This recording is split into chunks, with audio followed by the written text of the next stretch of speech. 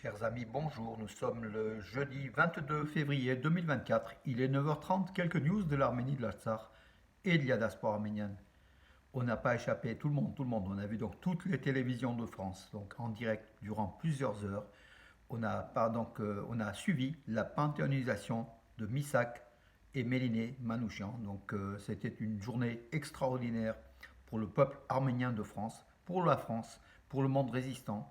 L'honneur, honneur et patrie. Réellement, c'était grandiose. C'était réalisé donc à l'échelle d'une république française, d'un grand pays dont on est fier, la France, avec un hommage rendu aux Arméniens, aux résistants, à l'Arménie et tout ce qui véhicule Missak, la résistance de Missak Manouchian derrière. Voilà.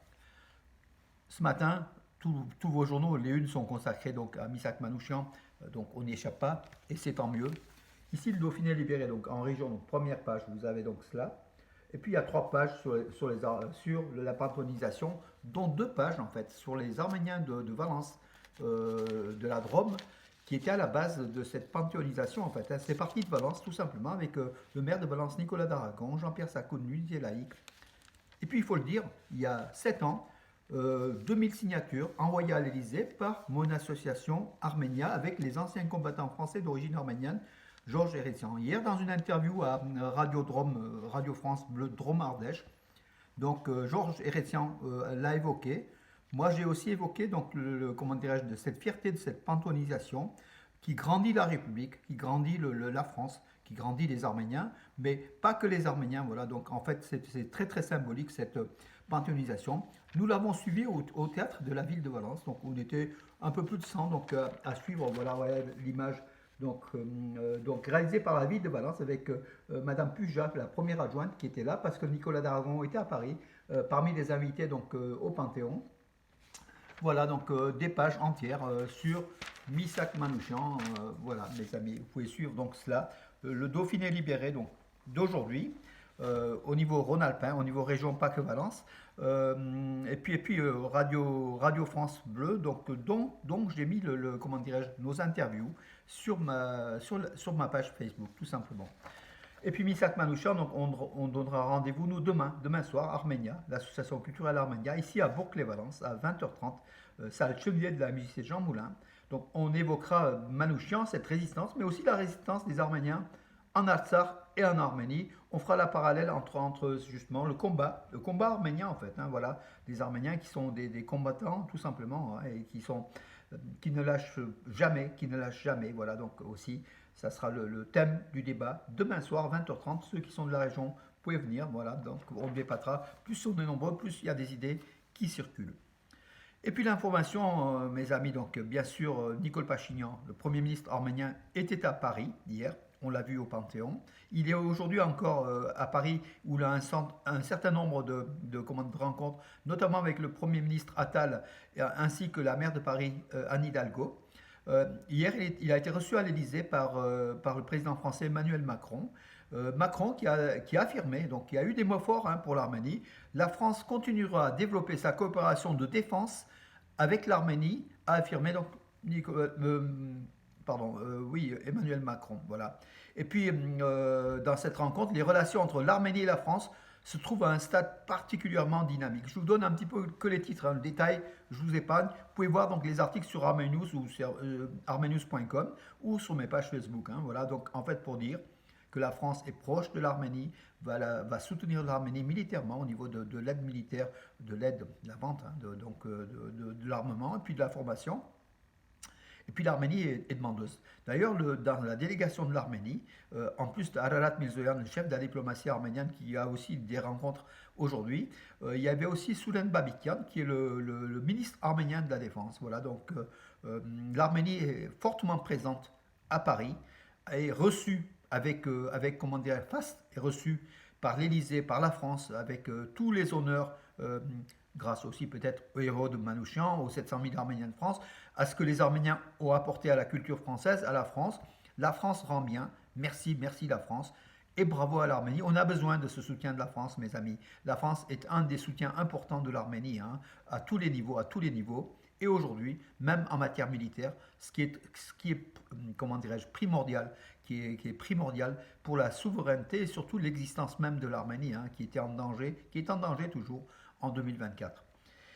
Voilà mes amis pour cela. Armen Grigorian, le le secrétaire du Conseil de sécurité de l'Arménie, a affirmé que quelle carte devrait être utilisée pour faire la démarcation frontalière entre l'Arménie et l'Azerbaïdjan. Il existe des cartes, hein, voilà, des cartes, et l'Arménie a présenté à Bakou, va aussi insister sur l'importance de ces cartes comment dirais-je, pour rétablir les frontières entre l'Arménie et l'Azerbaïdjan, sachant que les frontières souveraines de l'Arménie seront respectées.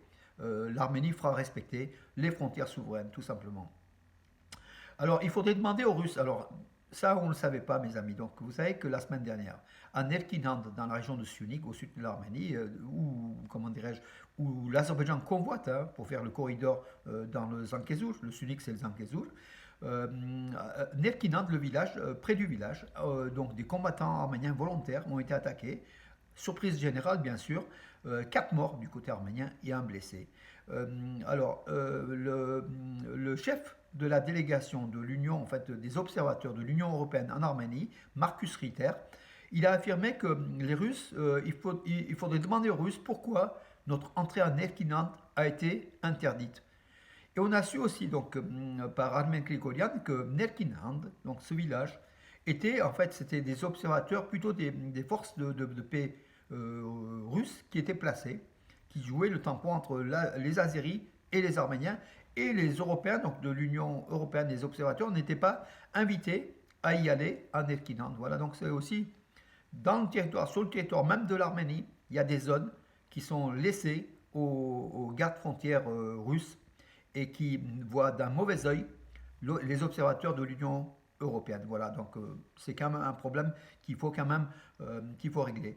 D'ailleurs, cette mission de l'observation d'observateurs de l'Union européenne en Arménie, où il y a plus de 100 observateurs, ils vont passer à plus de 200 hein, sous peu, a fêté donc hier son premier anniversaire, voilà, donc avec des réussites, avec près de 1800 observations réalisées en Arménie. Et ça a eu un rôle direct de réduire le nombre d'attaques azéries sur le territoire de l'Arménie. Donc voilà, donc même malgré le fait que ces observateurs ne sont pas armés, ils n'ont que des jumelles et ils écrivent, ils observent, ils font des notes, ils écrivent. C'est quand même important. Donc ça a fait quand même diminuer beaucoup la tension frontalière entre l'Azerbaïdjan et l'Arménie. Donc ça dissuade quelque peu Bakou, quoi qu'on en dise, hein, voilà, malgré les déclarations, les fausses déclarations d'Aliyev, hein, tout simplement. D'ailleurs, Aliyev, la Russie a libéré un criminel azéri recherché donc par l'Arménie pour crimes de guerre en Artsakh lors de la guerre de 44 jours, notamment des tortures. Puis il avait fait d'autres actes, hein, ce blogueur, c'était un blogueur et militant azéri, Kamil Zeynali, qui avait été arrêté à l'aéroport donc de Moscou, Domodedovo. À la demande de l'Arménie, l'Arménie avait bien sûr, comment dirais-je, fait une demande d'arrestation. Il a été donc interrogé, mais il a été donc Moscou, les Russes, ont relâché ce criminel azéri. Ça montre une fois de plus la complicité de la Russie avec l'Azerbaïdjan. Voilà, alors qu'un criminel de guerre qui puisse être lâché alors que la demande d'extradition de l'Arménie avait été enregistrée, ça n'a pas été tenu compte. Voilà. Et puis, toujours le même Conseil de sécurité, Armen Grigorian, a affirmé, donc hier, toujours à l'occasion du premier anniversaire des observateurs de l'Union européenne en Arménie, il a affirmé que l'Arménie considère comme inacceptable les critiques injustifiées de la part de différents pays, c'est l'Azerbaïdjan, hein, à l'encontre de la mission de l'Union européenne en Arménie. L'Azerbaïdjan qui a, comment dis-je, qui a oui, dénigré ses forces, ses observateurs de l'Union européenne. Il a affirmé que c'était des espions, que c'était des gens qui étaient pour la guerre, que des mensonges, tout simplement, pour essayer de déstabiliser c'est la présence de l'Union européenne en Arménie, en fait, hein, aux frontières de l'Arménie et de l'Azerbaïdjan. Peut-être derrière, il y a la Russie, bien sûr, qui voit d'un mauvais œil la présence européenne au Sud-Caucase et en Arménie. Effectivement, les observateurs, l'Europe a mis des pieds en Arménie et ça se poursuit. Ça va se développer. Voilà, l'Arménie a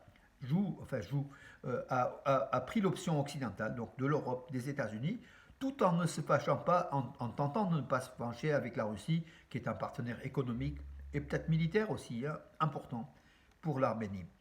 Voilà donc les difficultés de l'Arménie dans ces conditions-là. Aujourd'hui, donc Pachinian, ici en France, essayera encore d'avoir des armes, d'avoir des garanties, et puis surtout l'intégrité territoriale de l'Arménie qui a été soulignée hier par le président Macron, hein, il faut le dire, la France, l'Europe d'ailleurs, insiste sur l'intégrité territoriale de l'Arménie et c'est très important.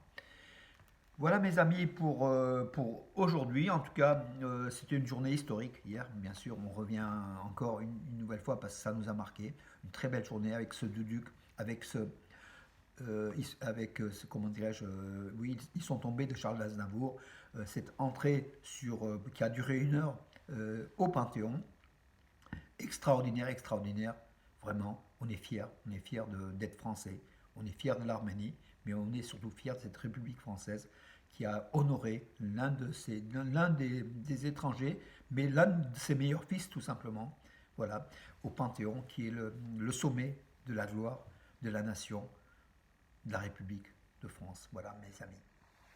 Bonne journée et à demain.